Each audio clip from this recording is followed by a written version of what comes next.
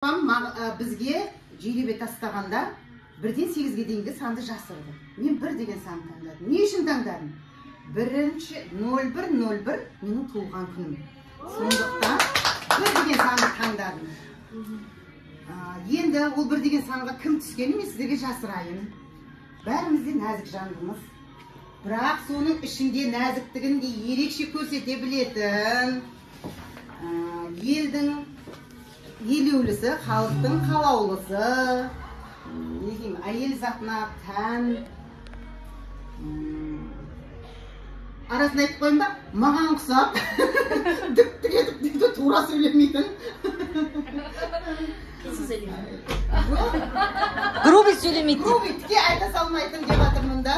Нәзіктігімен деп жаңағы. Нәзік сөздің өзіне әйел затын нәзіктігін ерекше қоса білетін. Қалай жасырсам екен? Жасы қаншада? Жасын айта алмаймын деп. Бәрімізде 17-деміз ғой қыздар. Бәріміз 17-деміз.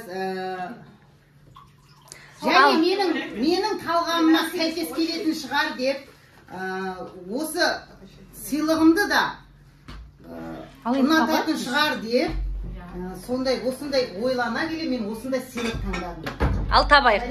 Ол жан жақты қосымша қоса жүрсін, жинай жүрсін, және оны да таба жүрсін, және жинай жүрсін деген сыйлық жасадым. Салтанат деп ойлаймын. Анерке. Меніңше. Ene Gülmira ile Салтанат. Мен салтанат деп ойлаймын. Анерке. Нәзік деген не? Может, мен нәзік сөйлейтін шығармын. Біз апам екеуміз кіші жүзсіз